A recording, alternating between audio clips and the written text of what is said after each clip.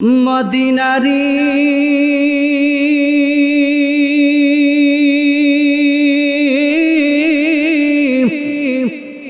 মাটি যদি মোড়া হইতাম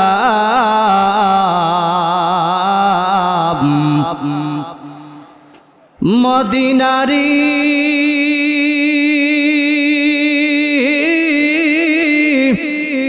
মাটি যদি মোড়া হইতাম নবীজিকে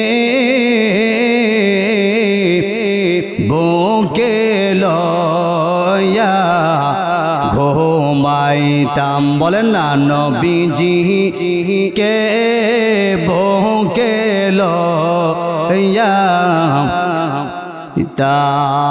লা ইলাহা ইল্লাল্লাহ লা ইলাহা লা ইলাহা ইল্লাল্লাহ লা ইলাহা। ভাইজান এখানে তো অনেক মানুষ কার নামের জিকির করতেছি। আল্লাহর নামের জিকির করলে আওয়ামী লীগ ভাইরা বেজার হবে মনে হয়, বিএনপির ভাইরা, জামাতের ভাইরা, জাতীয় পার্টি, জাসদ কেউ তো বেজার হবে না। আল্লাহর নামের জিকির করলে আল্লাহ খুশি হবে। এই জবানের মালিক কে? এই জবান দিয়ে কার প্রশংসা করব? আল্লাহর দেওয়া জবান দিয়ে আল্লাহর প্রশংসা করব। দুনিয়ার কোনো পরাশক্তিকে ভয় পান? অতএব আল্লাহর নামে জিকির করব। হামলা মামলা ভয় পাই না তো ইনশাআল্লাহ। জবান খুলে উঁচু আওয়াজে মোহাব্বতের সাথে পড়ি লা ইলাহা ইল্লাল্লাহ লা ইলাহা লা ইলাহা ইল্লাল্লাহ লা ইলাহা ইল্লাল্লাহ লা ইলাহা লা ইলাহা ইল্লাল্লাহ লা ইলাহা ইল্লাল্লাহ লা ইলাহা ইল্লাল্লাহ লা ইলাহা ইল্লাল্লাহ লা ইলাহা লা ইলাহা ইল্লাল্লাহ লা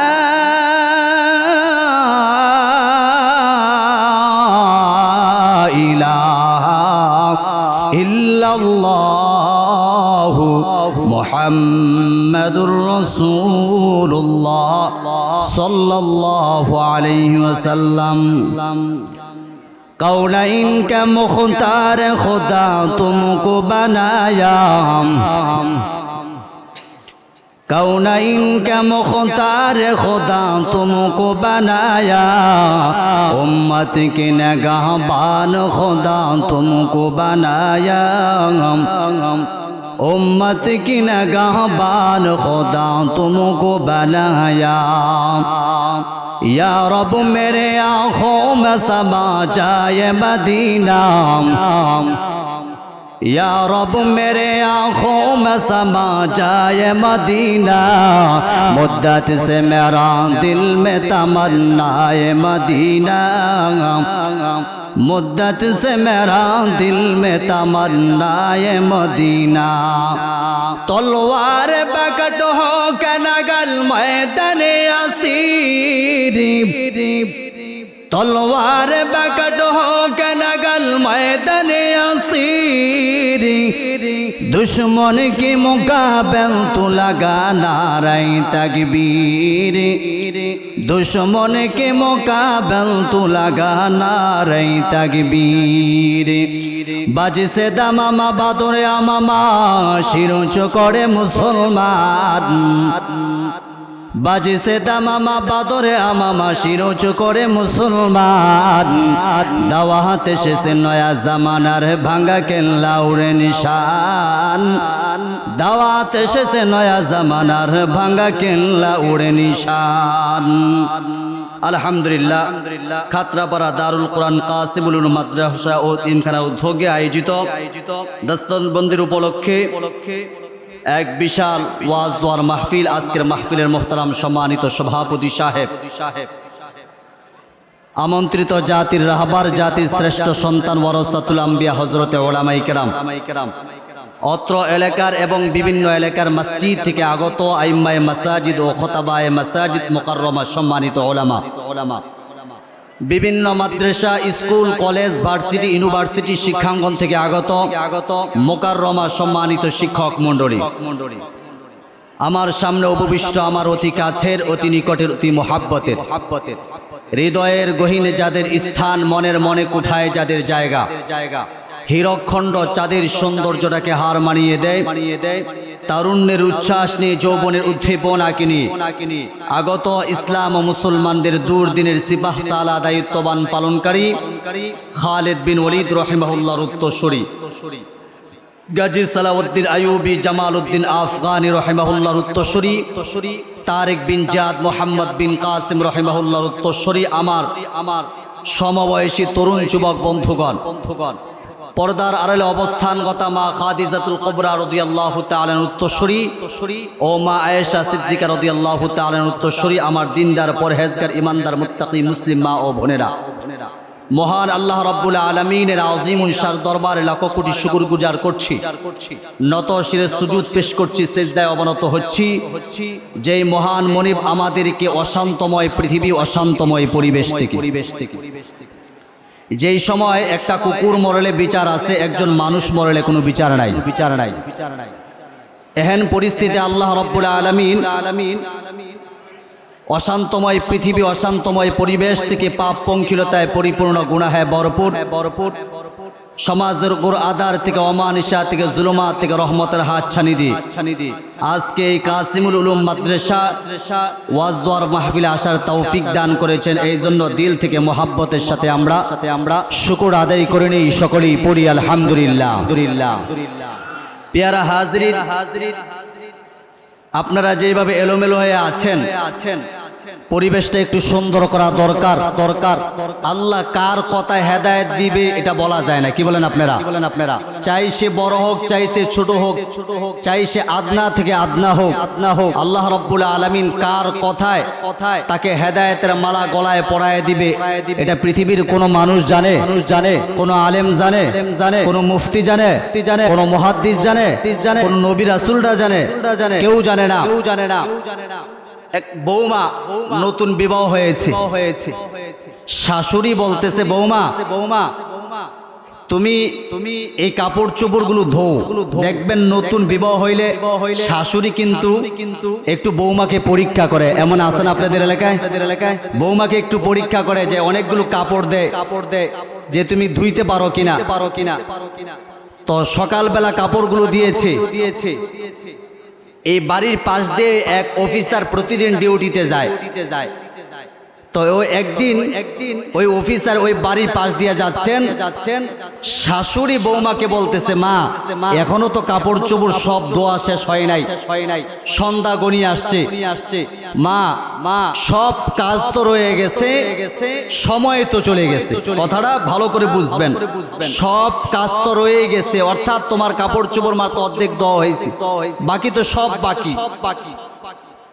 সময় তো ফুরিয়ে গেছে, কাজ তো রয়ে গেছে।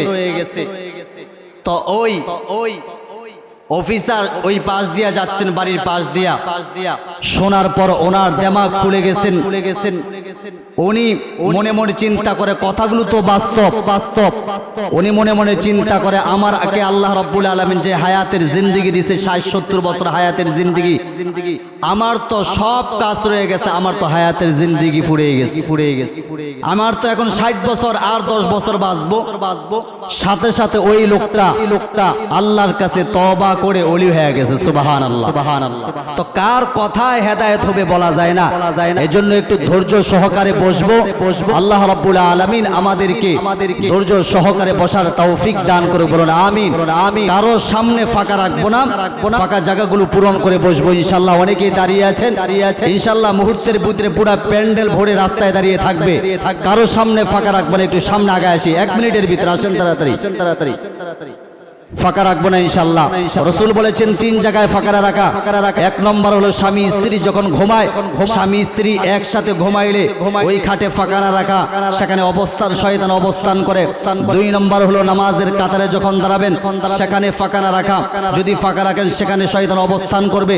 3 নম্বর হলো ওয়াজ মাহফিলে যেখানে আসছেন এখানে ফাঁকা না রাখা, ফাঁকা রাখলে শয়তান অবস্থান করে। অতএব প্রত্যেকের দায়িত্ব মনে করে সামনের জায়গাগুলো পূরণ করে বসি ইনশাআল্লাহ। আল্লাহ কবুল করেন, বলেন আমিন।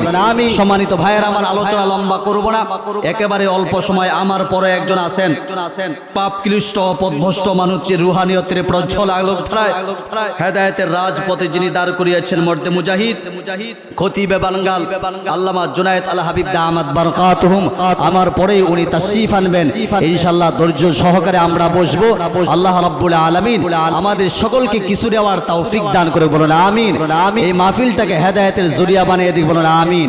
সম্মানিত ভাইয়ের আমার, আজকে দেখেন মহল্লায় কত মানুষ, সবাই কিন্তু ভালো জায়গায় আসতে পারে, সবাই আসতে পারবো না, কারণ সবাই জান্নাতে যাইতে পারবে না। আল্লাহ তো 2টা রাস্তা দিয়েছেন, ফারিকুন ফিল জান্নাতি ওয়া ফারিকুন ফিস সাঈর। একটা পথ জান্নাতের, আরেকটা পথ জাহান্নামের। স্বাধীনতা আল্লাহ দান করেছেন, ইচ্ছা করলে তুমি জান্নাতের পথও চলতে পারবা, ইচ্ছা করলে জাহান্নামের পথও চলতে পারবা। স্বাধীনতা কে দিয়েছেন? কিয়ামতের ময়দানে আল্লাহর কাঠগড়ায় দাঁড়াতে হবে কিনা? অবশ্যই দাঁড়াতে হবে। আল্লাহ বলবেন স্বাধীনতা দান করেছি, স্বাধীনতা দান করার পরে তুমি কোন পথে গেলা আজকে জবাব দাও। যতক্ষণ পর্যন্ত জবাব না দিবা এক চুল পরিমাণ সামনে অগ্রসর হওয়ার কারো কোনো ক্ষমতা সেদিন থাকবে না। প্রিয়রা হাজরিন, আজকে আমরা সবাই জাহান্নামের দিকে দৌড়াচ্ছি। কে কার আগে জাহান্নামে?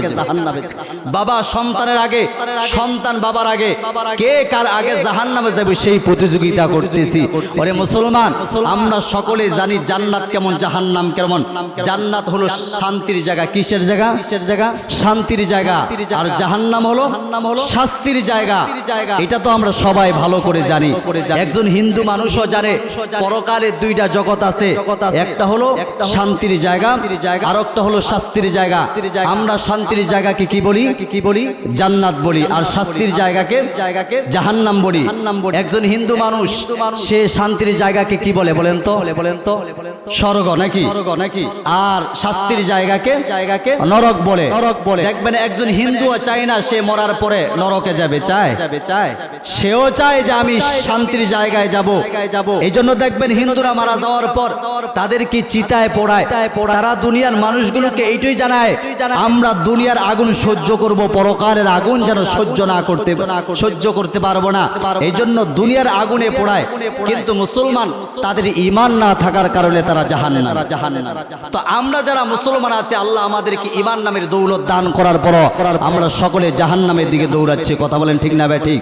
অথচ নবীজির 2 জন সাহাবী বালক, মাআজ এবং মুআজ, এই 2 জন ছোট্ট বালক বিশ্বনবীজি যুদ্ধের ময়দানে দামামা বাজিয়ে দিয়েছেন। কে আছো যুদ্ধের ময়দানে যাইবা? 2 জন বালক বিশ্বনবীজির দরবারে হাজির। ইয়া রাসূলুল্লাহ, আমাদের মনে চায় আমরা যুদ্ধের ময়দানে জিহাদ করে আল্লাহর তৈরি জান্নাতে চলে যাইতে। আল্লাহু আকবার বলেন। বিশ্বনবীজি তাদেরকে দস্তাদস্তিতে লাগায় দিলেন। বড় ভাইকে অনুমোদন দিলেন, ছোট ভাইকে অনুমোদন দিলেন না। ছোট ভাই বলতেছেন ইয়া রাসূলুল্লাহ আমাকে আপনি অনুমোদন দেন। বিশ্বনবীজি বলেন তোমাকে অনুমোদন দেওয়া হবে না। ছোট ভাইটা ডাক দিয়ে বলেন ইয়া রাসূলুল্লাহ, বড় ভাইকে দেখতেই লম্বা দেখা যায়, তার গায়ে কোনো শক্তি নাই। এখন ছোট ভাই ডাক দিয়ে কই ইয়া রাসূলুল্লাহ একটু দস্তাদস্তিতে লাগাই দেন না আমাদেরকে। বিশ্বনবীজি দস্তাদস্তিতে লাগাই দিলেন। ছোট ভাইটা বড় ভাইয়ের কানে কানে বলতেছেন ভাই আমি তো জানি তোমার সাথে পারবো না, যখন আমরা দস্তাদস্তি করব তুমি নিচে পইরা যাইবা। তোমার তো এই যুদ্ধের ময়দানে যাওয়ার অনুমোদন হয়ে গেছে, এখন আমার বাকি। দেখেন ছোট ভাইটা যুদ্ধের ময়দানে যাওয়ার জন্য কি আগ্রহ, সেখানে গিয়ে যুদ্ধ করতে করতে শাহাদাত বরণ করে আল্লাহর তৈরি জান্নাতে যাইতে চাই। চিল্লায় বলা যাবে না সুবহানাল্লাহ। তারা জান্নাতের প্রতিযোগিতা করেছে, আর আমরা কে কার আগে জাহান্নামে যাইব সেই প্রতিযোগিতা করতেছে। কথা বলেন ঠিক কিনা?